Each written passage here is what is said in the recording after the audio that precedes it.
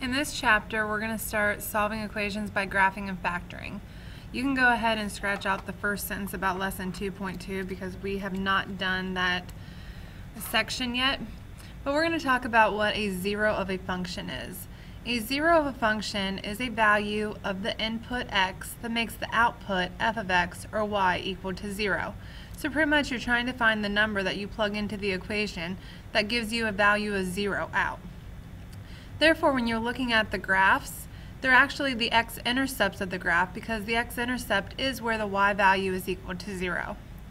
Unlike linear equations, which are lines, which have only one zero, quadratic functions can have two zeros. We're going to find the zeros of each function by using a graph and a table. Remember that quadratic functions are the graphs that are U-shaped, so we're actually going to put this in the calculator under y equals and then look at the graph of it. So I've already done that, x squared plus 2x minus 3. So when I look at the graph, remember we said that the zeros are the x-intercepts? So you can see an x-intercept here at -3 and an x-intercept here at 1. When I look at the table, I can see that the y values are 0, again at these x values, -3 and at 1.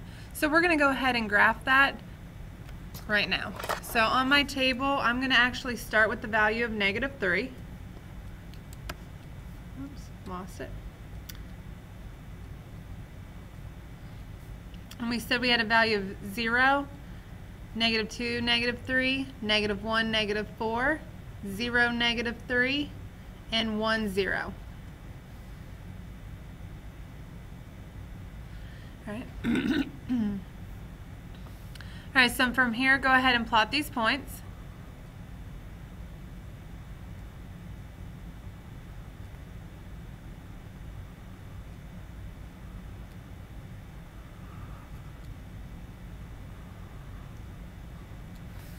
All right, so our answers to find the zeros are these two x values. So we would say -3 and 1. And again, looking at the table, you can see again, -3 and 1 are when the y values are 0.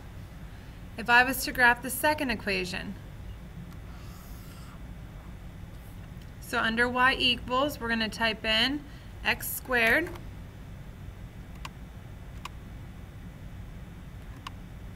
minus 4x.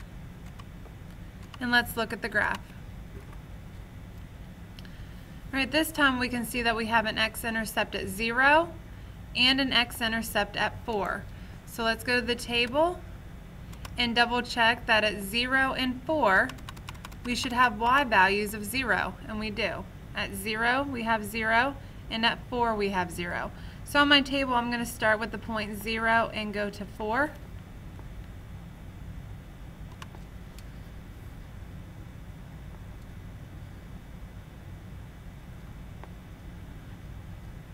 I'm just copying this down off of the table and then go ahead and plot it. So 0, 0, 1, -3, 2, -4, 3, -3, and 4, 0. So by looking at this graph, we can see that our answer is 0 and 4. Those are the values, if I plug them into the problem, that give me 0 out. So again, on the table, you want to find the x value where the y value is 0. Instead of graphing, you can also find zeros by using algebra.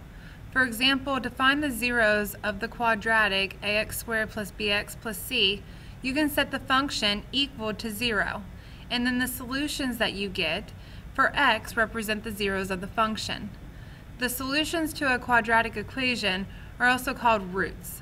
The roots of an equation are the values of the variable that make the equation true.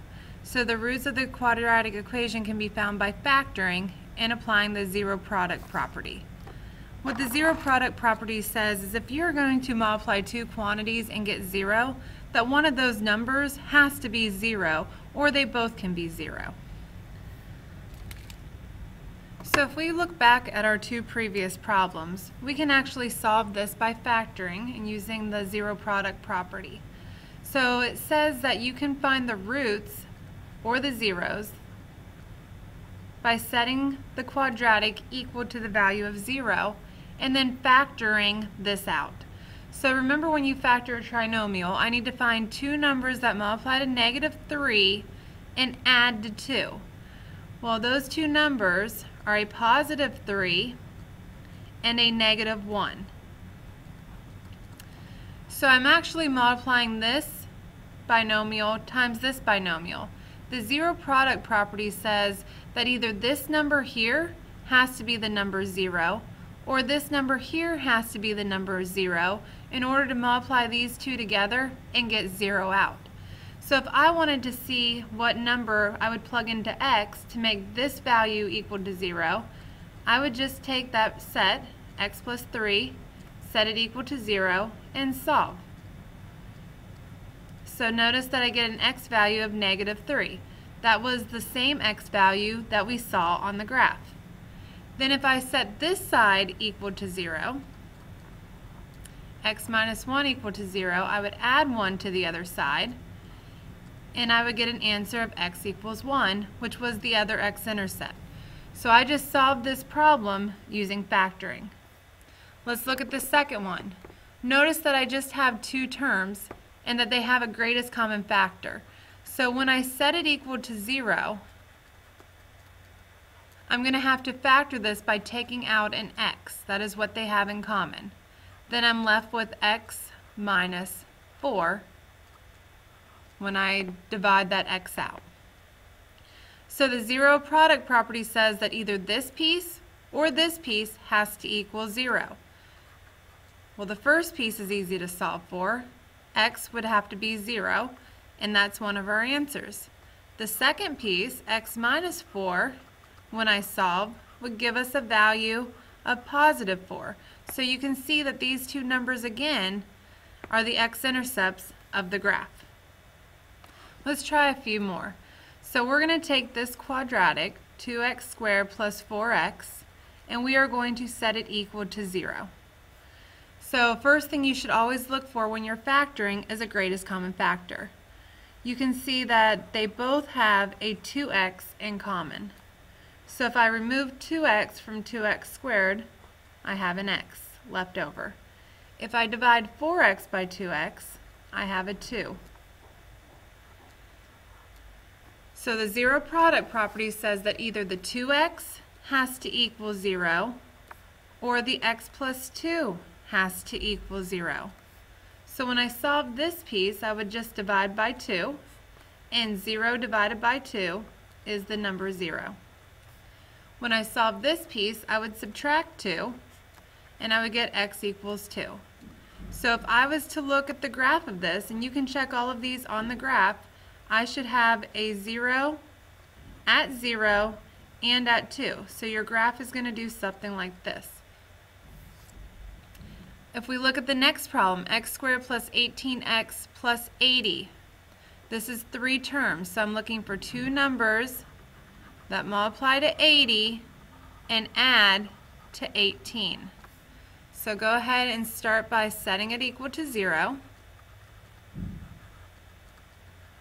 And by now you might have came up with those two numbers as a +10 and a +8. So the zero product property says that either x plus 10 has to equal the number 0 or x plus 8 has to equal the number 0. When I solve the first one, I get an answer of -10. When I solve the next one, I get an answer of -8. So if I look at the graph of this and I graph this problem under y equals, I'm going to see that the x-intercepts are at -10 and at -8. Go ahead and pause this video and try those other ones in this section by yourself. In the next section, if you look at this problem, 8x squared equal to -8x, we're going to apply the same steps, But the first thing that we always have to do before we can factor and find the roots or the zeros is to make sure the problem equals 0. So I'm going to have to move the negative 8x to the other side by adding 8x. So I'm actually going to factor 8x squared plus 8x equal to 0. Again, the first thing you should always do is look for a greatest common factor. This one you can see right away that the number they have in common is 8 and they both have an x. So I'm going to take an 8x out of both of them, which leaves me with an x plus, this is a 1, because make sure when you distribute you would get 8x back. So the zero product property says that either 8x has to equal 0 or x plus 1 has to equal 0. Divide by 8. 0 divided by 8 is 0. Subtract 1. 0 minus 1 is negative 1. So again, if I was graphing this, I would see an x-intercept at 0 and an x-intercept at negative 1. So my graph would probably do something like this. Alright, let's try this one. Same idea. I have to have the problem set equal to 0 before I can factor it. So I'm going to move 32 to the other side by subtracting it. So when I subtract it over, I have x squared minus 4x minus 32 equals 0. To factor 3 terms, we're looking for 2 numbers that multiply to negative 32 and add to negative 4. So I'm going to say those values are x minus 8 and x plus 4. Since negative 8 times 4 is negative 32, and negative 8 plus 4 is negative 4. Then again, with the zero product property, either x minus 8 has to equal 0 or x plus 4 has to equal 0. To solve the first one, we'll add 8 to 0 to get a value of 8. On this one, we would subtract 4 from 0 to get a value of negative 4. Go ahead and try the other problems in this section by yourself. In the last section, we're going to actually take the answers, the zeros, and write the quadratic function that would give us those values. Well, as you could tell from before, that when we write the factors of these, that the signs changed. So if my answer was 5, that means in my parentheses I had to have an x minus 5. If my answer was 2, then I would have to have an x minus 2 in order to get that value. So to get the quadratic, we're going to FOIL this out. So first term, x times x is x squared. Outer, x times negative 2 is negative 2x. Inner, negative 5 times x is negative 5x. And last, negative 5 times negative 2 is a positive 10. Combine your like terms. So the quadratic that would give me the zeros of 5 and 2 is x squared minus 7x plus 10. And again, you can put this under y equals and check that those are the x-intercepts. Let's do this one. If I had a value of 4, then my factor had to be x minus 4. If I had a value of negative 2, my factor would have to be x plus 2. Then go ahead and FOIL this out to get the whole quadratic. So x times x is x squared. X times 2 is 2x. Negative 4 times x is negative 4x. And negative 4 times 8, or times 2 is negative 8. Combine your like terms. So x squared minus 2x minus 8 equals 0. To double check, put this under y equals and look and make sure that those two numbers are your x-intercepts. Go ahead and try letter C by yourself.